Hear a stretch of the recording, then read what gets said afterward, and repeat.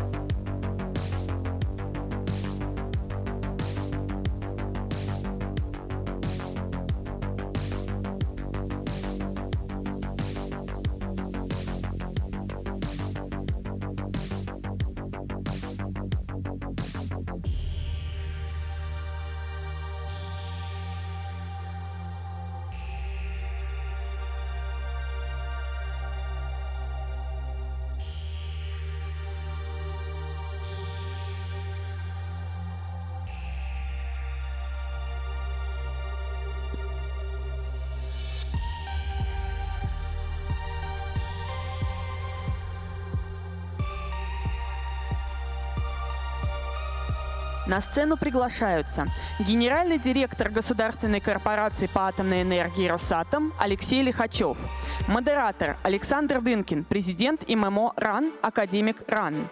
Please welcome to the stage Alexey Likhachev, Director General of the State Atomic Energy Corporation Rosatom. Moderator Alexander Dynkin, President of the Primakov Institute of World Economy and International Relations, full member of the Russian Academy of Sciences. Доброе утро, уважаемые коллеги. Good morning, colleagues. I'm honored to introduce to you a special guest, Mr. Director General of the State Atomic Energy Corporation, Rosatom, Mr. Likhachev. So when we said yesterday that it's high time that we started to feel self-sufficient with technologies and high-tech, I meant Rosatom as well. And why? You, Sergei Evgenievich, will tell us why. And it is my thought that the success of Rosatom, to a great extent, is related to the personality of Mr. Likhachev. So he was born in Sarov, which is the center of our nuclear science and industry. So he graduated from Gorkovsky University. So he was his discipline was physics, and then he graduated from an economic department as well for many years. So he worked in the executive and legislative branches of the region, and special attention was paid by him to the regulation of international trade, taxes. He was involved. He was one of the people who were at the beginning of the Eurasian Economic Council. So then he was deeply involved with economic relations with Latin America, BRICS, SCO. And so this long and interesting career just brought him to the Rosatom Corporation, which has been developing very rapidly, and it's a unique corporation because the vertically integrated corporation all the way from A to Z, all the production industry. It's an integrated corporation, and definitely it's a globally competitive, highly competitive corporation.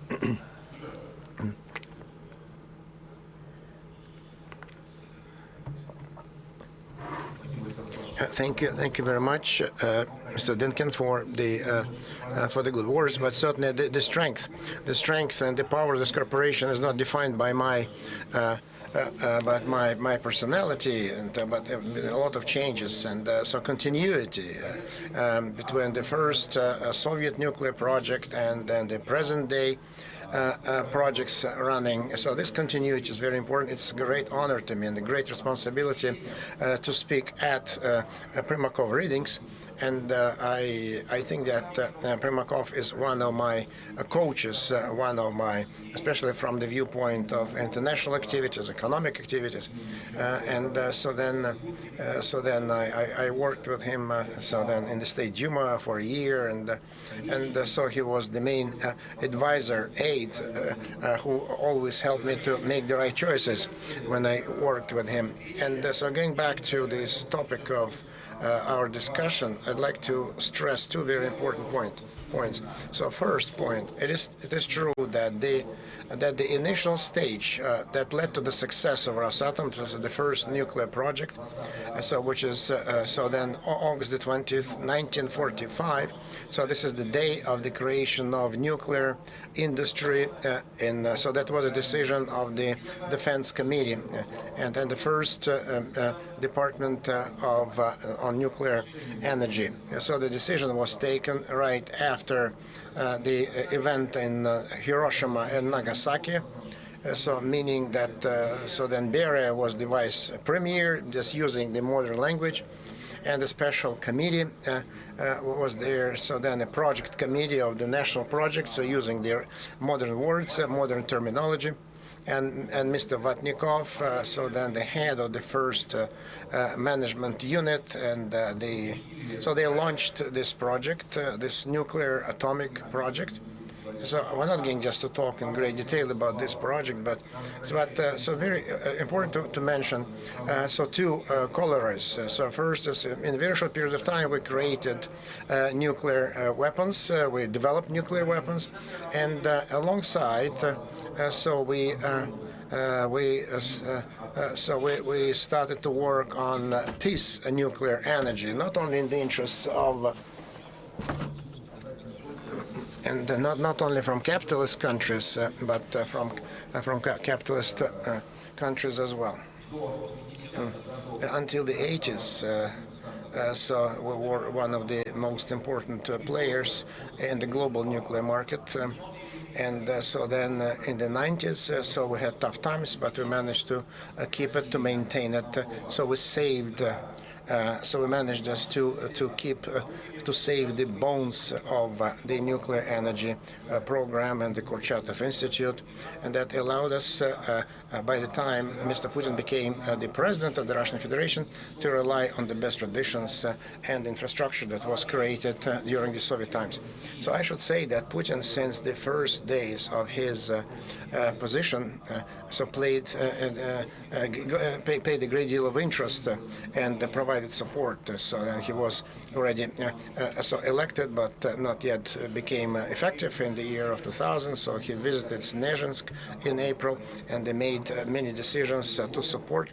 So that was the inflection point, and so the industry that was kind of was surviving. So then the nuclear project so became one of the most important priority projects that was monitored by the president. So that was it was a historic decision. So the historic decision to create the state corporation Rosatom goes back December the 1st, 2007, when the law was adopted to create Rosatom Corporation.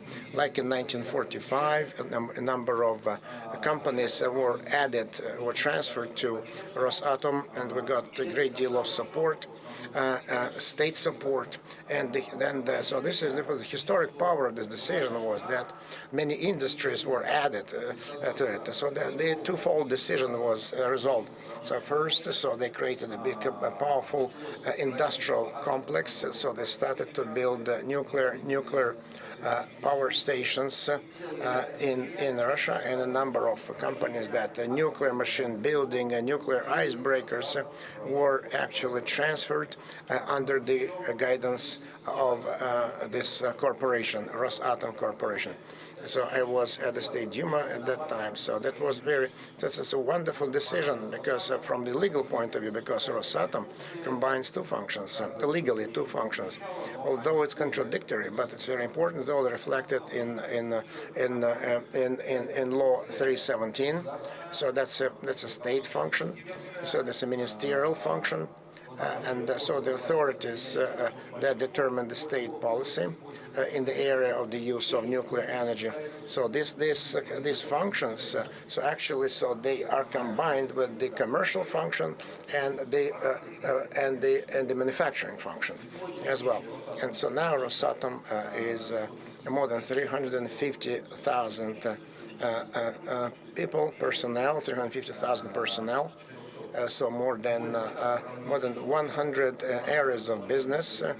So we are located from Leningrad to Vladivostok, 31 nuclear city, and development of regions is one of the key tasks of Rosatom Corporation. So we have always been in the top employers of Russia, and at the same time, so we are one of the biggest scientific research and production entity. So we have two missions, twofold missions. So first is our nuclear weapons, nuclear energy, nuclear power, peace, nuclear power. That was Mr. Kirenko. He was the first. That was his task. So to follow this, and then Mr. Sabyadin contributed to it, and so then the third one would be added soon. So first, new businesses, new products were, and now so these are projects of technological sovereignty. So the new area that I will talk about. So the third component has been added to it. So then some statistics. So in the last 6 years, so our revenue went up 2.5 times. And by the result of this year, in the open part, so it's 2.5 billion rubles, our revenue, the 2.5 trillion rubles. So the investments went up 8 times. So related because so we are in demand, so big infrastructure projects, so we're building lots of nuclear power stations abroad, so the international sites require no less than 60,000 personnel, and it's 50-50, so we have 50% Russians and 50% employees of the countries where we are building our assets. Thus, in the last 15 years, so we've built 19 nuclear power stations, 10 in Russia. And so we're always just within the inflation. The salaries are good, but certainly the level of production and efficiency of production should be ahead of the growth of our salaries. So then I'm not going just to talk about the military-industrial nuclear complex, and for certain reasons, and so then President so speaks about that. So usually, so we restrict ourselves to some comments in one sentence. We always say, so we have 100% implementation of the state military order.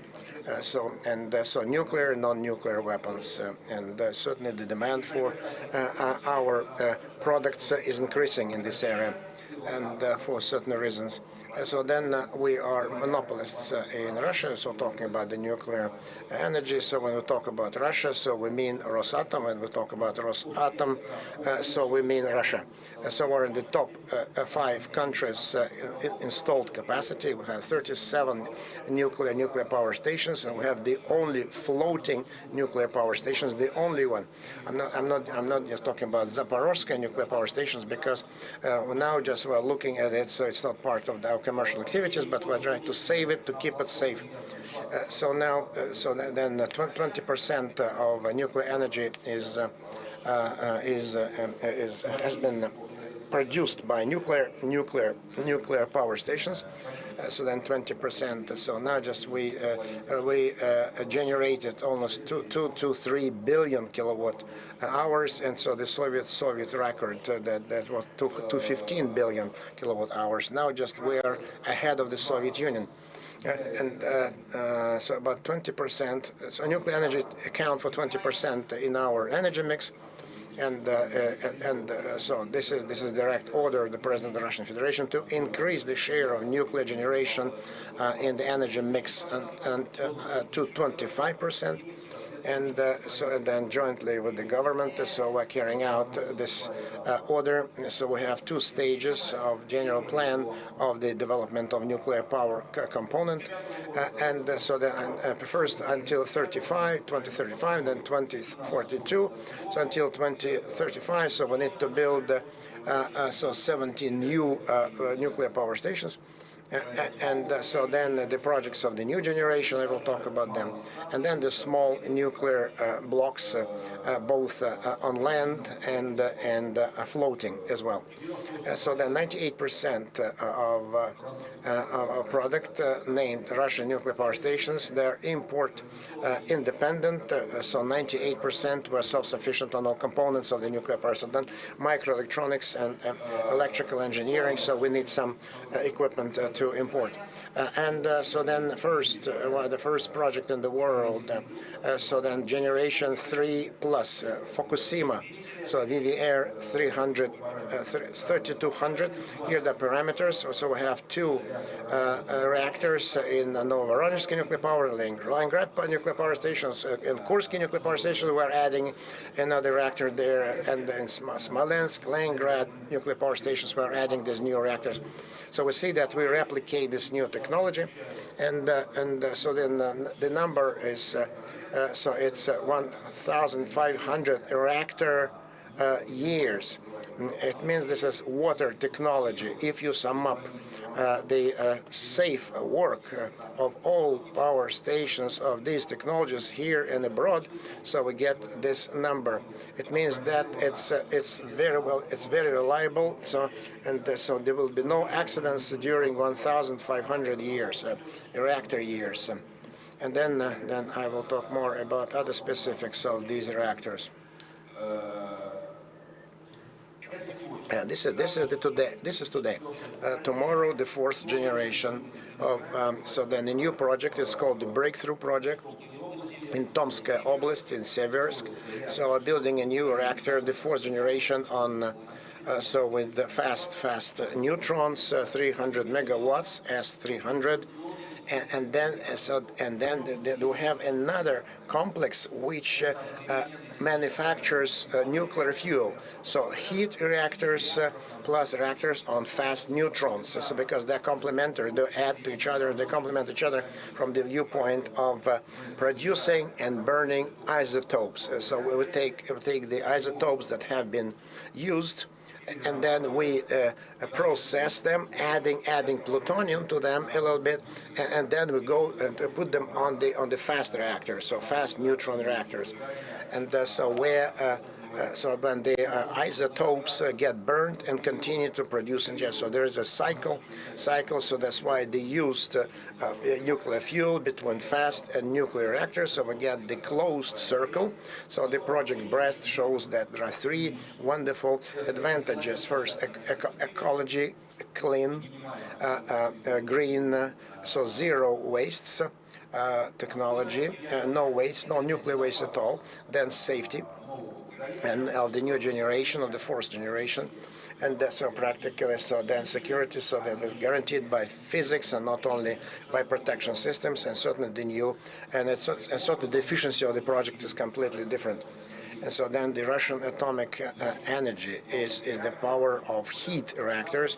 Then tomorrow definitely belongs to two-component fast neutron reactors and heat reactors, and all put together, connected, and recycling of the used fuel within the system until it becomes completely depleted. So then the new nuclear energy. So we have the only in the world so nuclear power station of the modern generation working in Russia right now is the floating nuclear power station, academician Lomonosov. It's up and running, so everyone has seen it. It's the only in the world. So the president from Cuba president to from India specialists and Chinese specialists. So we're happy that so this block is in the north and provides not only electricity but heat as well since 2019. So we have two more. So again, just to build two more modernized, updated nuclear blocks for Vakhotinsky enrichment factory, and then in Yakutia we're building another one. The golden mining area. Gold mining area, and so then there are some certainly small reactors, so up to 100 megawatts, located on land, and so then the horizon until 2035. So we can see very clearly, and but we need to get to 25% of nuclear energy in the basket, in the energy mix, and until 2045 we need just to increase nuclear energy generation in the Urals, then to move to Siberia, to the Far East. And so we'll get the new 7 nuclear regions.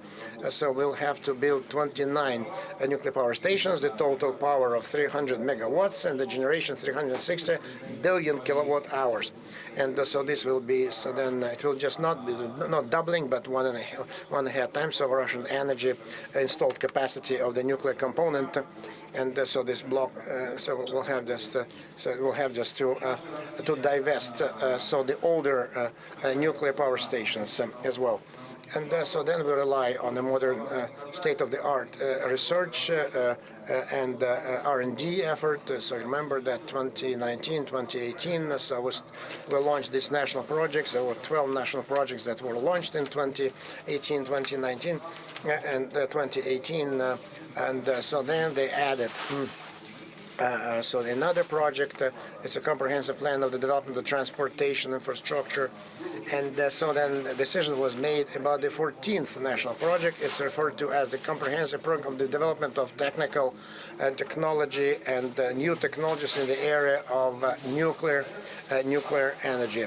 So this is the only industry project, national project, and so it has the development of today's new nuclear power stations and the new so the closed circle so double processing nuclear power stations based on standard nuclear power and the fast neutrons, and then we are moving to the next generation of nuclear power stations.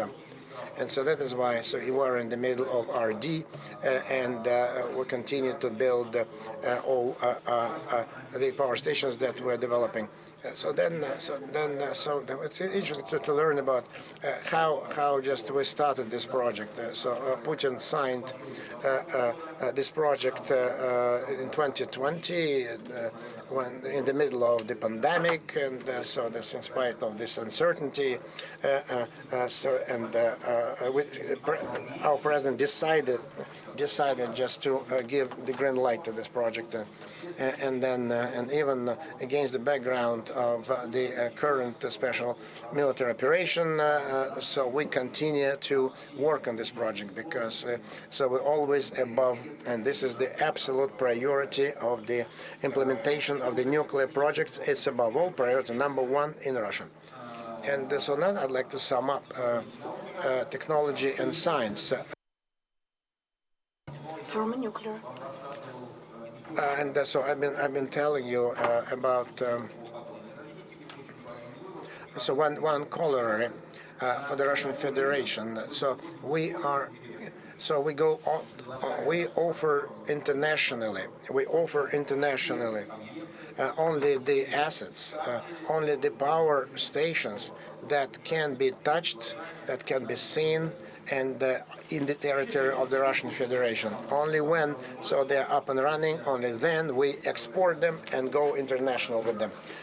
So you can see our presence in the world.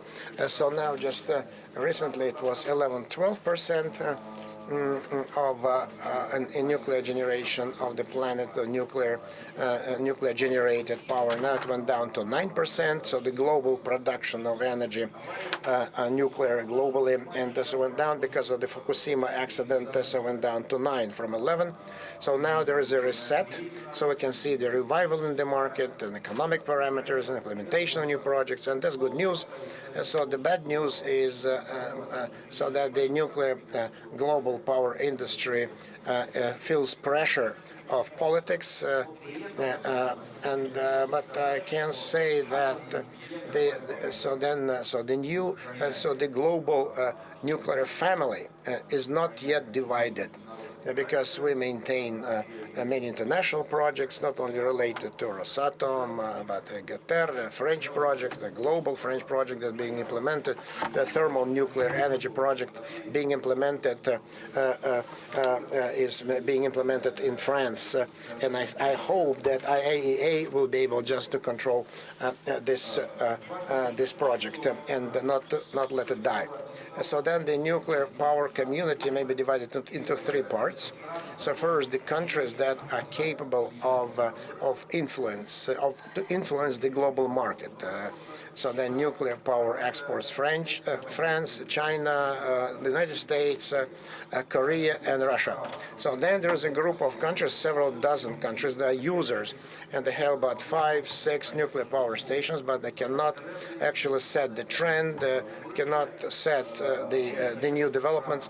And then the third group are the newcomers, who are trying just to attract nuclear technologies, they capitalize on them, and this is where our future development of nuclear energy component, the global component of nuclear market, is. In the third group, those countries, certainly there are some adversaries of nuclear energy, like Germany, Austria, although even in those countries, so there's been a lot of discussions about maybe we should go back and reconsider. So they originally made decisions about abandoning nuclear. So that so in Japan, so they are apprehensive because in Japan, so the nuclear power complex in Japan has not yet made any conclusions, and they have not reset there. Then vendors. So the first, in terms of number of blocks, installed capacities, is the U.S. And then interesting industry, it's private industry. Nuclear energy is private. They have 20 energy holding and many companies, many more companies that service and operate. And the Westinghouse is very well known across the globe, and they promote solutions in the global market. In March, they have commissioned a new energy block with the capacity of over 1,200 megawatt. And this is a third one. And the fourth block is still under construction. Certain problems. Nuclear energy is going through problems over the last decade, and you can judge by the Westinghouse leader. So during Trump times, official strategy on development of nuclear energy was passed, and in 2021 there was a special law passed on nuclear energy leadership, Nuclear Energy Leadership Act, which presents a plan to regain the lost priority in nuclear energy, where the target is to catch up and overtake Russia in terms of quality of technologies and activity in the global market. And the second player is France, the homeland of the knowledge, and we respect the whole history, the background of development of the French program that was born as response to the oil crisis of 1973. And so the share of France used to be even 80% of the global. Now it's 60%, but still it's the most powerful contribution in the energy energy mix of the country. Now they are building another block. They started in 2007. They have difficulties, certainly, just like everyone else. And now the French, they have a project in France. They've been building for the last 17 years, and a very difficult construction site. And in the UK, the Hinkley Point, through a consortium of the Brits, the French, and the Chinese experts. And we certainly pay great respect, and with pleasure we see development of nuclear energy in People's Republic of China. So since 1996, so they are approaching many stations they have built, and now they are approaching 5% of the global generation. You can see the number of blocks, not the global, the country generation. And this is the statistic of the IEA, and it is an approximation. And over the last few years, China has been very active in the global market to get the references, and the main achievement is construction in Pakistan, in Karachi, of two powerful nuclear stations, and they have negotiation with Argentina, Romania, Turkey, South Africa. So after active construction in-house, China goes global, and so Korea is the last in the top 5. So over the last decade, they made a decision to actually stop nuclear generation, but the president changed the doctrine, and now they are reviving, they are activating construction of nuclear station. Now they are building 3 blocks, our Korean partners, 2 near Seoul and one in Shaihanul, and we see that modern references that we get from Korean experts in the United Arab Emirates, Baraka Station, 3 blocks, and the 4th building under construction. So out of 5 top countries, so we see France and South Korea, who really has export projects, building large nuclear stations outside of the country, outside of the home country. The market will certainly be developing. First, for the reasons of green agenda, we are champions in green footprint. If we look at the whole life cycle of a nuclear station, we just divide we share the top position with the other green generations, but we provide the highest capacity, and with the planning horizon up to 100 years, and the levelized cost of energy. If we take this indicator, the investment per kilowatt hour for the whole life cycle, we are very attractive as nuclear power industry. All experts, including IAEA and International Energy Agency and Global Nuclear Association, expect very serious growth of nuclear capacities by 2040.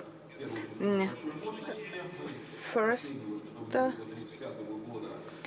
we estimate the contracts another 141 energy block globally, 71 domestically, and 66 will be built for export. Out of them, 52 projects in our partner-friendly, so-called friendly countries. So we shall build all those nuclear power units, and this is of great interest to us to ensure presence of Rosatom Corporation in this market. Speaking about big capacities, now speaking about the small capacities, let me use this young slang of the use. It's the hype. Only the lazy don't say they want to build a small nuclear power station, but it is actually only, it's a very specific technology. If you build a station that is 1/10 of the normal size, but in any case, it will never be 10 times cheaper, and you will not build it 10 times faster. Unfortunately, most of the people who consider themselves to be a vendor in small construction forget to mention it. And we have those technologies and apply small solutions. For us, small nuclear solutions, small power units for huge territories of Russia where there is no centralized grid, with high electricity prices because the ratio of double ratios, and where you need mobility, like North Stream or the shoreline countries and locations. We estimate the market up to 30 gigawatt by 2040, and primarily the new countries like Africa, Southeast Asia, Latin America, island countries, large shoreline countries, and we are very much interested in working with them. So little by little, we come to the gist. So where is Rosatom in this global market? So let me start with the Soviet Union. We have been a sustainable leader in nuclear cycle, including upstream and production of uranium and fabrication. We are within the top 3. In the general race, we are ahead of most. And in spite of all the sanctions and the pressure, we keep being the leader. It is important to analyze the exports of nuclear stations. Currently, totally on the planet, there are currently 25 export projects nuclear. That is 4th Baraka in United Arab Emirates, Finland, Ankilot, and Hinkley Point in the UK. out of 25, we deduct 3, and we get 22. 22 nuclear power units that are now under construction is 88% of the market. These are all projects carried out with Rosatom participation. But our portfolio is much larger. It's 33 projects in many countries, in 11 countries. And we are not even including the small size power units. We are going to contract them by the end of this year. It all accounts for our foreign incoming revenue. I'm sure we're getting $14 billion this year for our foreign projects. And it is important that for the next 10 years, our portfolio of orders costs weighs around $200 billion. So what are the conclusions that we can make? Certainly, we want to sustain our leadership. It should be absolutely unrivaled. And the collective West, I cannot even call them uncomfortable from the point of view of political situation, but the demand is going to be limited. It's clear that the US and Canada will not let anyone in. But in Europe, we don't see, well, there are champions in concluding agreement. In Poland, they have already concluded 2 agreements with the Americans and with the Koreans to build nuclear power station. But speaking about the realization of the construction, where are the funds? Which company is going to build it turnkey? So it is still the question is still open. So politics and economics actually reduces our interest to the European markets. We're not very much interested in the collective West. But as for our partners and friendly countries, the situation is different. There is a way, there is a wish to become a member of nuclear family and improve their energy balance. Take the youngest and the safest station, Belarus station. We built it turnkey and gave that key to the president of Belarus a month ago, less than a month ago. And 3 conclusions that Alexander Lukashenko made after we worked with him. He asked us to take care of another second power unit. Then he asked us to think a research reactor, the power unit. And actually, he ordered his government to prepare another 10 projects to build in Belarus. The main idea is not to let Rosatom out of Belarus. They want to keep working with us. The largest construction on the planet, Akuyu in Turkey, very inspiring project. 25,000 people working on the site. In 2024, we need to ensure all the physical commissioning exercises, and then we shall produce energy. It's a unique project. 4 power units simultaneously. It's the largest in the world, and it's the only a project where we shall remain the owner and we shall keep operating and supplying electricity to the Turkish Republic. And suffice to say, that's the only nuclear station where head of the project is a lady. So head of the project is a lady. The only project with a lady as a leader. So, and Turkish government suggested, is openly saying that he invites us to Sinop station in the Black Sea. We are now working, studying a possibility to build something something similar to the Akuyu on the new side on the Black Sea. So. But in 2025, we shall have another largest power unit, Egypt, 57,000 square kilometers. So we have already involved 10,000 people. The scale is comparable to Aswan Dam. And certainly here, it is a very inspiring project. So it's going to become the largest. And in Bangladesh, the project is at the final stage. I would call it a people's construction site in the world. The whole country, I would say, starting from the prime minister to boys and girls from the villages located. This project has changed the world. Without even starting to generate electricity, it changed the way of life. We trained thousands of experts. Tens of thousands of people make money on this project, and they fundamentally changed their lifestyle. We are so proud of it. So it changes the economic environment, the social life, and now we are thinking together about expansion of the cooperation with probably the scientific power unit. In two countries, we provide technical help. We supply nuclear equipment of a nuclear island and assemble it, and then we supervise. It's in China. Presently, we have 4 power units.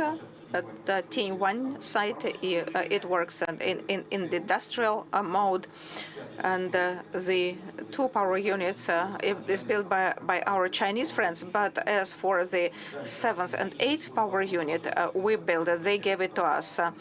And then first they started to involve American experts, but the 3rd and 4th power unit are built by us, and we render technical support to India.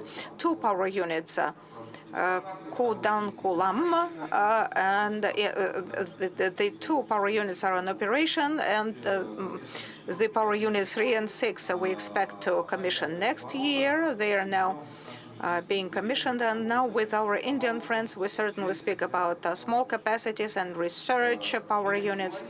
We don't speak much about it, but we have been working with Iran for many years. In 2013, we commissioned the first power unit of this stage. You remember that during the first wave of the sanctions and military, the previous vendor just dropped the construction, and we had to start working at the power unit that was 80% constructed, and it is very difficult, but still we made it.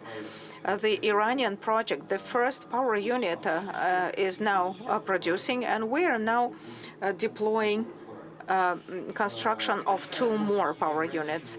And the big capacity is not restricted to exclusively our foreign construction sites. We work in supplying centers of nuclear technology. This project with medical power units and irradiation center, processing center, radio pharmaceuticals in Bolivia, in El Alta, 4,000 meters above the sea level, the highest irradiation site in the history of humanity. The multi-purpose training center and the research power unit we're going to finish by 2025.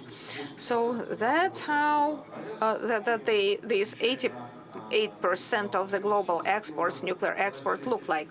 So what I want to say, first, we always offer to our partners absolutely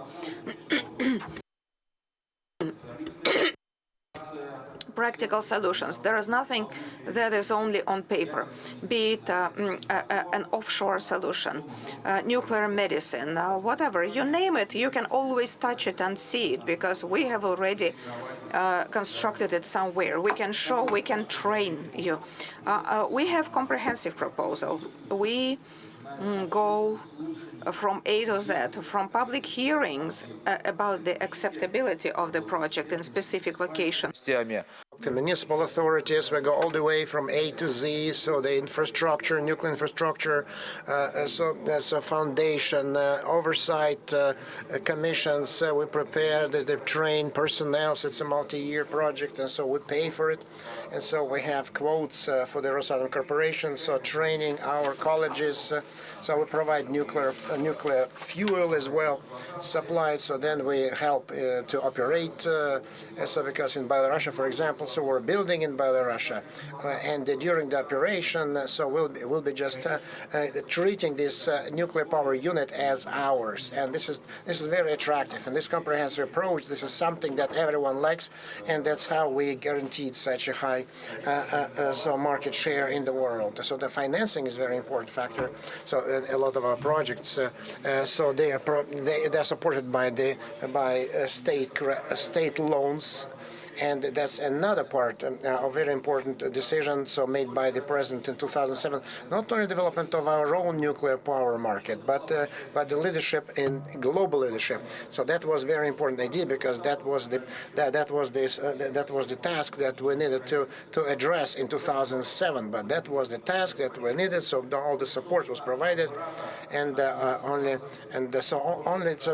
besides returning interest and so creating jobs in Russia, and at the same time we have a clear monetary results for the economy of Rosatom and other related industries.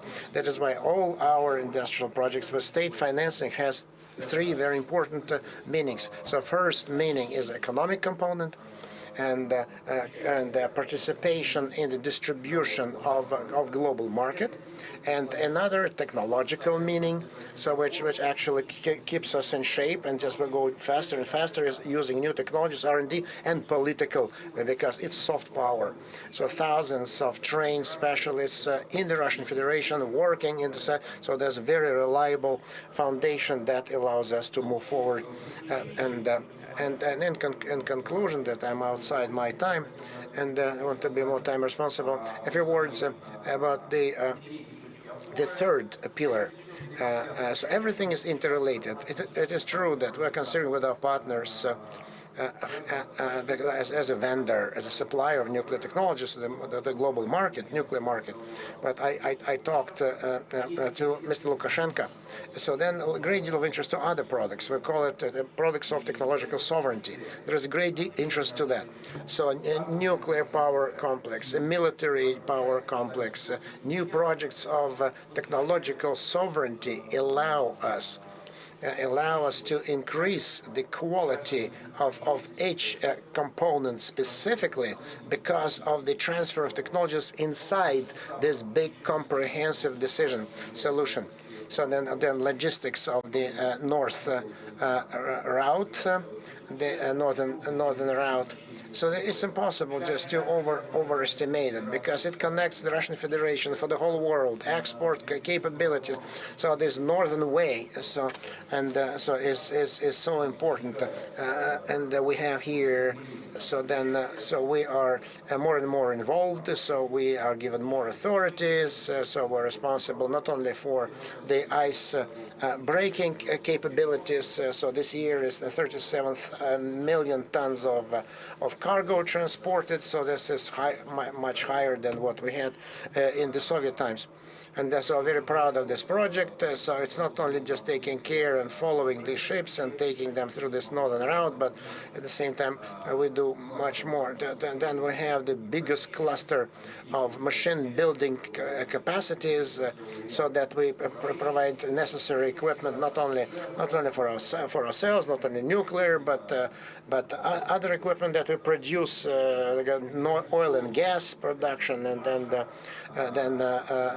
liquefied natural gas production, etc. Facilities. And so they are just giving us more and more authority, more and more assets that we are improving and moving forward. So new. So then many projects of electricity movement and accumulation, storing energy programs, lithium-ion batteries, so that we are building. We have two factories, two assets that we're going to conduce those batteries, and then we want to apply our technologies to create the new modern electric motors and the systems of transportation management, so then we have lots of competences in our nuclear medicine. So 33% of the global market is ours in nuclear medicine, of nuclear isotopes, medical isotopes. And then in recent times, now we are just going not only in the isotope topic, but we go to radio pharmaceutical business. So we're building a big factory for the production of pharmaceutical drugs and so that's equipment, building everything. So we're expanding this new nuclear medication production. And so then the technology of composite technologies were in it. Then quantum area, and we're proud of quantum area. So then, so we created the entire composite product line from oil and downstream products. So whatever, let it be the wing of an aircraft or the hull of a vessel or just a snowboard, or skis, whatever is the entire composite carbon-based things have been commissioned and are currently being produced. And I'd like just to end my presentation showing you this slide. So this is the slide from my presentation for the president. All our technologies, they're absolutely sovereign, independent, and so they go back to the 40s, to the 30s of the last century, to our founding fathers in the era of nuclear energy. But their development can be ensured only by people. That's why the training of people, people. So we are one of the best employers. We have 31 nuclear cities in the majority of the regions we're present of Russia. And so then the new projects, in spite of the pandemic, in spite of the difficult pressure applied on us by other countries, so we built this the Center of Physics in the city of Sarov, then the project Novosnezhensk City Engineering School, R&D school in Snezhensk. So where all the graduates and all technical colleges so send their students and postgraduates and engineers to that. So on the basis of the Nuclear Physics Institute, so we provide training in international nuclear training programs. So that will allow us to expand our presence in the global market. So first, it's staff, it's something that we have already built, and an R&D effort. That's what gives us a chance to dominate in the nuclear market in the world, and will be a very important condition for the follow-up development. And then certainly. And then there is the closed circuit nuclear energy production cycle. That's our future. So we're going just to add it to the portfolio. The non-nuclear projects, we're adding them to our portfolio as well. That's additional. It creates another point of attraction. Nuclear, non-nuclear. We export the products of technological sovereignty. This is very important, and in recent years, so we have learned one lesson. So we can probably come to terms with other countries.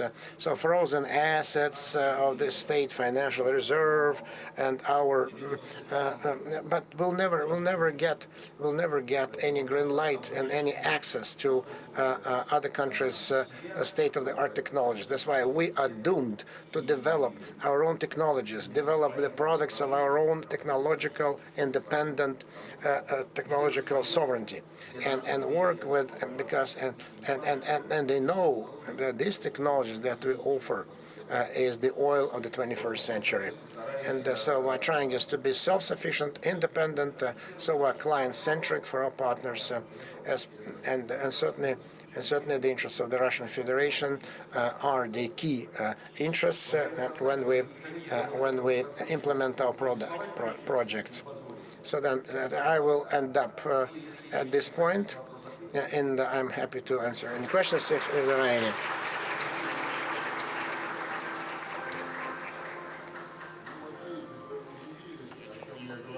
So you see, that's exactly what I was saying yesterday, and we have known each other for a long period of time. I love him dearly. So he is the guy who changes the world. He's got a vision. He changes the world. And so he thinks about the future. And this is the Russia self-sufficient, independent, and developed. This is what I mean. So please, Mrs. Shcherenkova.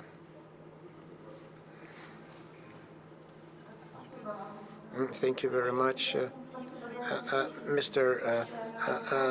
Dynkin. It's a unique session. It's unique. So like Russian nuclear energy component is unique as well.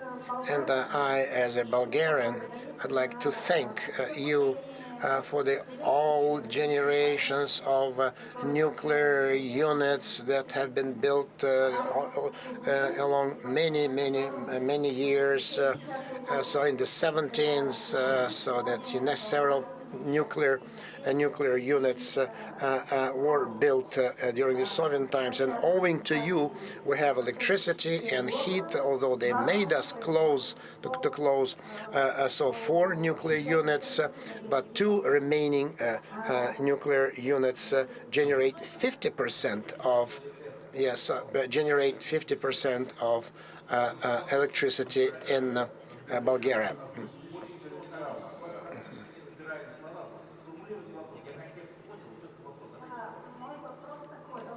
My question is very important about Zaporozhye nuclear power station. The Western media, so they are in panic. So they create a big stir about this Zaporozhye nuclear power station. So what's happening around Zaporozhye nuclear power station? So say something to quiet to make our Western allies happy. So the decision was made by the President of the Russian Federation. So we've been ordered just to organize operation of these six power units. Is the biggest in Europe, so more than 1,000 megawatts each, and all of them are stopped right now. And I don't see that we can put them on operational level. I don't see it happening, and that we have 6 units there. And then during the hot stoppage, so then the pumps working, right, from electric pumps. So Unit 4 is working because we need to generate heat and electricity for the city of Energodar, because we're responsible for Energodar city as well. So out of 6 units, so 1 is working in the hot mode. But this is not, it's not fully operational. So all other blocks are stopped. Only 1 works. And so then, so 4,200 personnel signed contracts with us. So 2,000 want to work with us, and so this is a security asset, and that's why we need just to check the people before we hire them. But 4,200 working signed contracts. So the IAEA mission is there in the last 2 years. So we've been discussing the problems. So that their experts come and go. The experts of IAEA have questions, and so we answer the questions. Let's say it's kind of oversight from inside. It's done online, kind of, because we are responsible for the technological status of the power station. That's why there should be we have no concerns about the condition of the units. So when we start thinking and putting them back to energy production, to electricity production, all these issues will be resolved about the grid, about consumption, stopping the military threat. So then certainly we'll be doing it together with IAEA and with the Russian regulator and the Oversight Commission. So we'll do that. But I cannot make you happy 100% because the situation around the nuclear power station is quite stressful.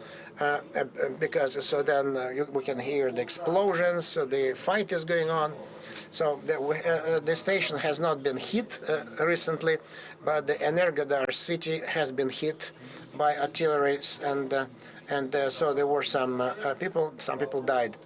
That's why the IAEA So the psychological condition of the personnel is important, and so we try to protect them, to keep them safe, and unfortunately it's being violated, and because that's not our fault that the station is the city is shelled. That's why we cannot guarantee the safety, physical safety of our employees there, and it's not our fault.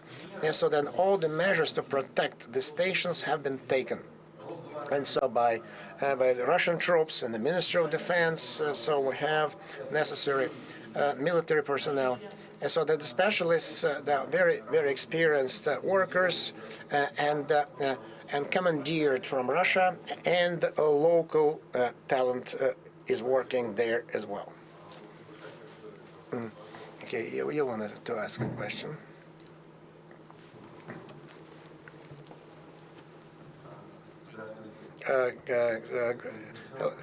Mr. Likhachev, it's not so much a question. I want to just, as a citizen of Bangladesh, and I've been working here as an ambassador for 10 years in Russia. I'd like to thank you, because this power station in Bangladesh is like my child.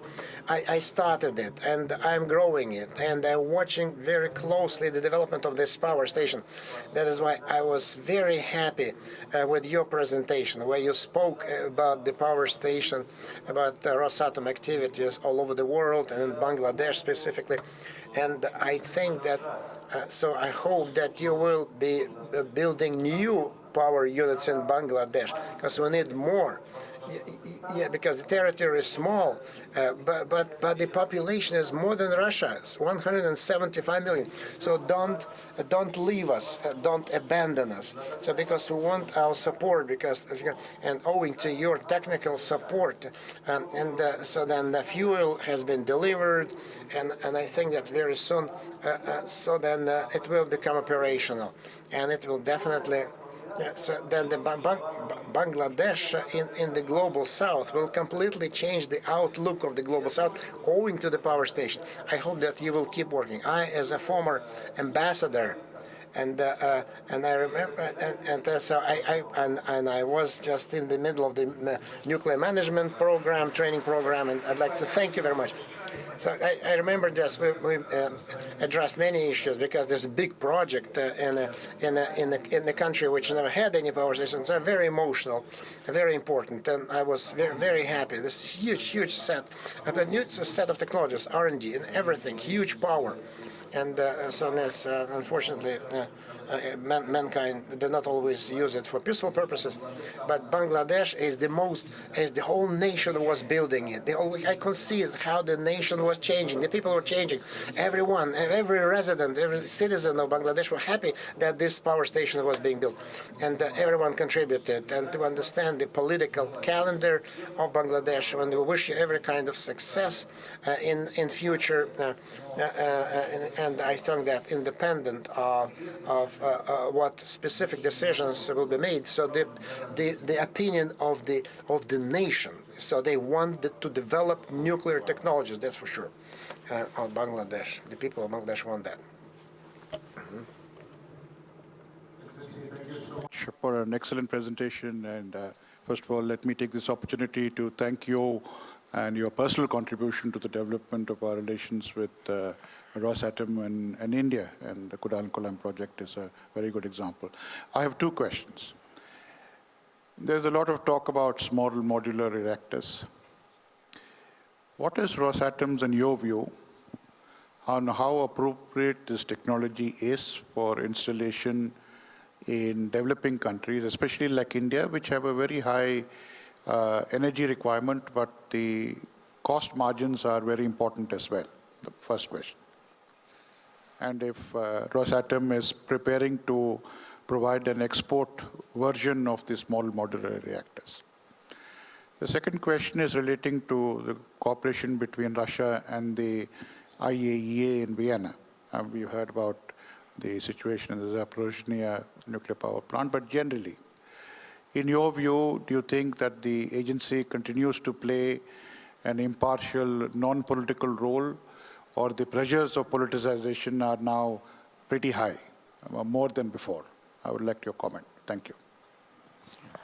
Спасибо большое, Ваше Превосходительство. Очень глубокий вопрос. Thank you very much, Your Highness. So very deep questions, and each one deserves a lecture. So then, small modular reactors, and as a first part of your question. So then the ambassador of our friendly country, and so we need to be very specific in identification of the target of small energy units, because when we were just offering to our friends to build Kudam-Kuwam a unit with the power of 700 megawatts. So there is the grid, consumption grows, no problem. Where there is the grid, so where there is a concentrated big set of consumers, we need to build big power units, 1,500, 800 megawatts. So then it's a question of customer, but in the developed grid rich company rich areas, so we need just to build big power units. Yes, in remote areas where there is no grid, but there's a 50, 60, 100, 120 megawatts concentrated. That's where we need modular reactors, especially. And so India is not a new country in this respect. It's very important to minimize the infrastructure. And here, so we could offer you floating solutions. For example, floating solutions. So with like a floating power station, so it comes, drops an anchor, and you don't have to build the physical protection, radiational protection. You don't need just to have storage facilities for nuclear power, because all generation just is on board of a vessel. That's it. And it's not even self-propelled. So loading the fuel, evacuating this asset, so with no problem at all. No changes on land. Everything happens on water. So small power related to specific localized customer, consumer, and mobile solutions where we need you need just to quickly start generating power. So that's cost of power. And so then if our calculated is from $5 to $7 per kilowatt hour, and it's estimated, but for the small solution it could be twice as much, 1.5 times more. But we have a number of developing countries and other countries that are ready to buy electricity at the cost that is put as part of the investment projects of modular small power stations. This has to do with what the customer decides. But when we promote so the nuclear modular power stations, three things. First, it will be 10 times smaller. The unit, but it will not be 10 times cheaper. We need to understand that. And the timelines are the same. And the legal infrastructure should conform in the country independently of the nature of the power unit, big or small, or is it onshore, offshore? For a new player, it is a way to go. And there are solutions like floating solutions that can reduce the load on the country. When all three parameters are there, we can talk about it. We spoke with our Indian partners. We are working on the small floating stations. And I believe there is another advantage. We could cooperate here. We could offer to India to create capacities with the work on the towboat and the electric services, but the nuclear heart, the nuclear core could be supplied by us. I believe this is the format that we could use. Yeah, very important question about IAEA. I started my presentation, speaking that the global nuclear family is still whole. It is not easy now, certainly, for us to work with the nuclear people from Europe and other countries and collective West, but most of the relations are still valid. And certainly IAEA plays a key role. We always welcomed unbiased, unpoliticized, professional approach of IAEA to the whole range of political global agenda. And I believe that it was so difficult under pressure, but Rafael Grossi so far manages to carry out this independent, unpoliticized approach. Certainly, it is a public organization, and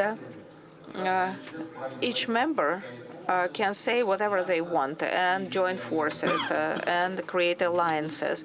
And we keep hearing from a number of members, especially primarily from the West, and criticism and concerns and accusations, empty accusations of something weird. But on the whole, we feel very comfortable with IAA, and it is great that we have to give it to them, our partners and IAA and the leadership of IAA. And I would want very much to keep this situation of sober estimation, looking for compromise, looking for cooperation, balancing around security and safety. And maybe I'm not very knowledgeable about the work of international organization, but I think that presently IAEA, International Nuclear Association, is the real international operating infrastructure, the kind of some light in this darkness that we have globally. Every person has the right for personal opinion, including the IAA leaders. But I believe that their activity, with all the sensitivity of political situation, is more or less stable. Is that their activity is quite sustainable and make the nuclear global market quite sustainable too. And speaking about India, I recently spoke to a governor of Novgorod area, Veliki Novgorod governor, and he told us that a number of companies are not big, so they follow Rosatom to India. They provide services to Indian partners just following Rosatom. It helps the development of this region. So let me ask the lady, please.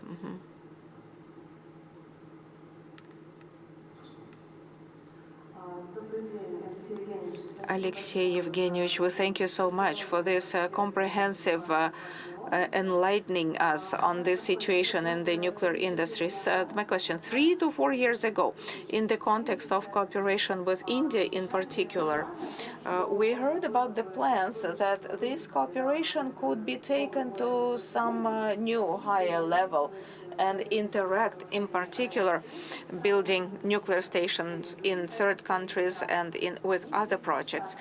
Do you have now this type of cooperation? And if yes, where and what are the projects? We have one case at least. The previous participants named it. Several Indian companies are subcontractors in Bangladesh. And together with them, we went through pandemic times, and now we are fighting all sorts of restrictions. And we shall be expanding cooperation with India, and not just locally in India and third countries. And I see many reasons for that. Virtually any project our project is international consortium.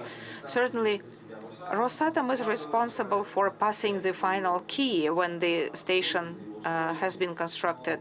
We're responsible for the timing, for the budget, for the schedule, but we see that foreign projects really integrate local resources up to 30 to 40% at the stage of construction. We say just that, undertake as much work as you can swallow. We are ready to subcontract large units, but under one condition: the customer should agree to that. In this case, Bangladesh actually accepted Indian companies' participation. And they gave them quite a big volume of work, a big share. And they cooperate within the region. In some regions, it exceeds. The Hungarian project will have a large number of participating countries who now confirm many volumes and their levels and their share in the total picture of the project. And it also, in my view, is our additional competitive advantage. We are ready for this collaboration and involvement of other, so to say, goodwill people of bona fide. So after the military operation, your competitors from France, US, Korea, do they use political factor for pressure in the global markets? Well, are we talking openly in an open mode? Yes. Well, look, we kept our ties with virtually all our partners, except beautiful Finland, where the beautiful prime minister decided to close it down. Well, God judge her, and we went through the first stage of consideration. But with all other partners, we keep our relations. I have no right. I have no authority to judge. But with this Finnish exception, we virtually continue all our international cooperation. Probably someone wants to use it or abuse. I cannot tell. There are three things, honestly speaking, about the global market. Well, three trends. The first is certainly not even the political pressure, which is there. But the first thing is kind of recharging of the global market. Without, any false modesty, I can tell you that 60% of recharge of the global nuclear energy market is done with the participation of Rosatom. We never drop any. We transported hundreds of thousands of people during the pandemic. We never stopped a single project during the pandemic. So globally, the demand is growing. It grows. You can judge by the prices, by the rates, by the forecasts. And the second thing is political pressure. We understand that the sanctions are about the economics. It is another element of unfair competition. I don't want, again, to go too deep at this press conference. I don't have this desire, but I understand they use it against us. And the third one, the main thing, if you sign up for something in the global nuclear market, you have to do it. So take this American company who's a champion in signing memorandums of intent. We saw some of them, and we have so many, doubts and questions. I cannot do that. Go around, sign papers, and do nothing. Technological power over some, but they can do it. We cannot do it. It's too low for. And NuScale are now, kind of misleading. That this NuScale mislead their clients. They have so many MOUs. They have so much noise, but where are the power units? At least the sites that they have prepared us, that brought to the concrete stage, or project that got relevant licenses and construction permits. This market is, is small. We know everything about each other. There are no surprises, and they know everything about us, and we know about them. When they create those PR construction that we shall build, Europe will be mushrooming with our small stations, but just try to do it then, if you speak about it. How are you going to do it? Yeah, colleagues, I guess there's time for one more question only. Yeah. Good morning, dear moderator, dear colleagues. I'm Bakhtiar, director of a research center from Tashkent.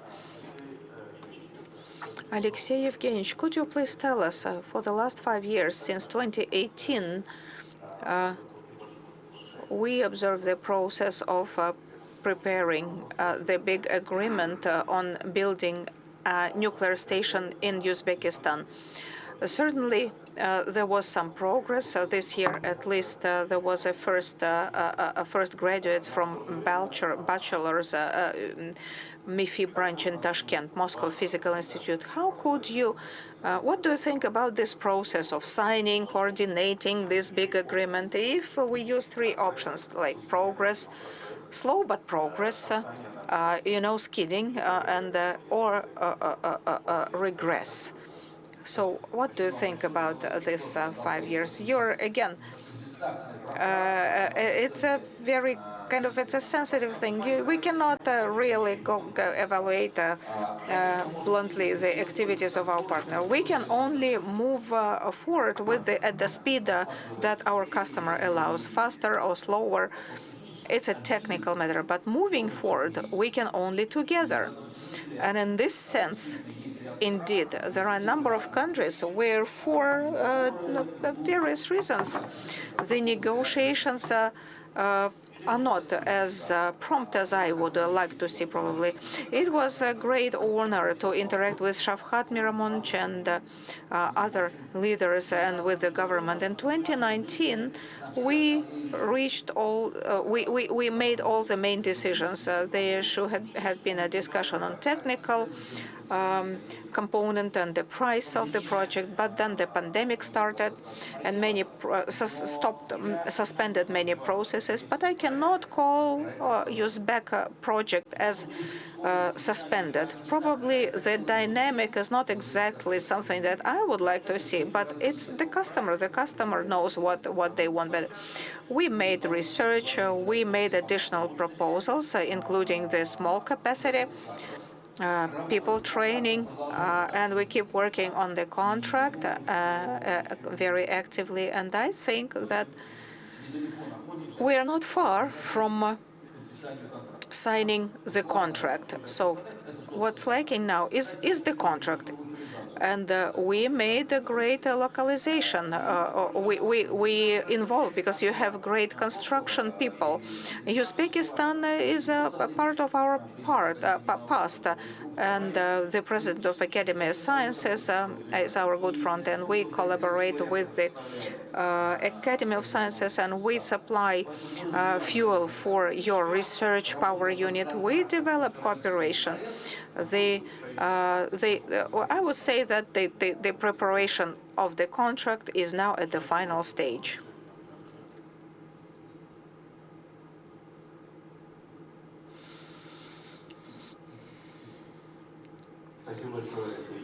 Thank you so much for your lecture, for your sharing. And you mentioned Japan several times. We still have an agreement with them about developing the peaceful nuclear technologies, and they concluded with Americans, and they plan to raise the share of nuclear energy 4 times in the energy mix of the country. So do you have any discussions open or not to intensify cooperation? As for the agreements, I cannot judge about the agreements between other countries, but I know quite well the nuclear sector of Japan. I know quite well. And presently, I believe it's only 1/4 or even 1/5 of the power unit are up and running. Others have been stopped, and now under security construction exercise. And now they made a strange decision, because it's not the government but the courts make a decision on the launch or relaunch or reset of those power units. There are many companies who operate a nuclear station. The municipalities certainly use this chance to support municipalities, and once they don't fundamentally change to reset the nuclear industry of Japan, there will be no Americans, with all my respect, with their agreements. They will achieve nothing. If the Japanese, so far, I don't see any prerequisites for a reset of the nuclear industry in Japan. Even if this decision is made, but it means several years of intensive exercise, because the demand for fuel will go up sharply. They will need many more trained people with modern qualifications, but they are not doing it presently. So probably where is our weakness or strength? We are very slow. You cannot build a nuclear station faster than 5 or 7 years of main construction, but considering research and development, getting all the licenses, it takes 8 to 9 years. You cannot just get the people in the market, like bus drivers, or even doctors, and you cannot just go and hire enough people. You need to train them. You cannot just get them. And the cycle is long, the fuel cycle. You cannot quickly produce fuel and put in the reactor. Yeah, this fuel should be in operation. Then we need to process it. We need just to do that. What we're going to do with the nuclear waste, because we need to recycle it. We need just a closed circle, so that it will be completely depleted. It takes time, and certainly the idea is there that certainly we need just to step up nuclear power generation in Japan. So that's a good idea. So even just remembering, the existing nuclear units, and they have a lot. They just stopped. So, but it's a huge, comprehensive national plan that need to be designed for the next 5-7 years. That's why we don't see this plan. That's why I think that likely there's a light statements that don't have any ground. Thank you very much. It's true for me. It was a great challenge to address you. So my colleagues helped me yesterday until late to prepare. I was just putting together this lecture, designing it, because Evgeny Maximovich gave very important some advice to us many years ago, and I remember those who remember well the events of 1999 and 2000. So that's how it all just developed. What tragic things.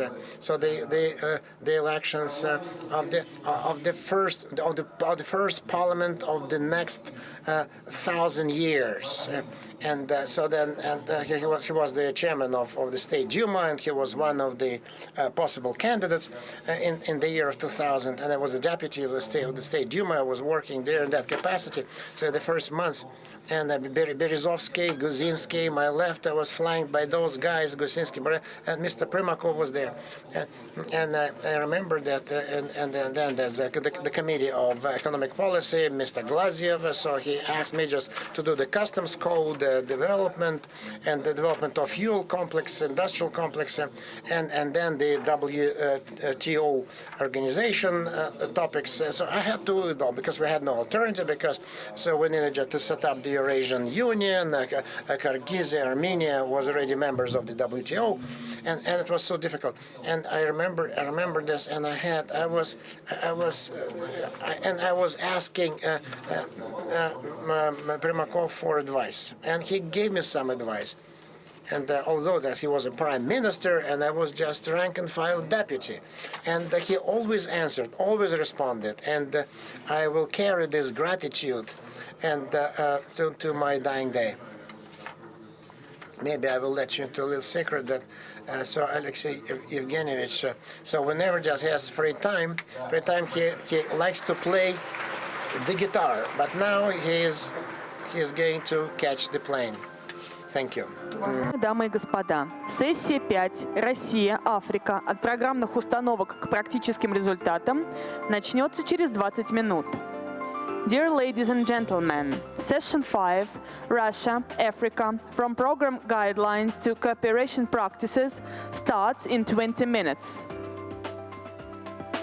you.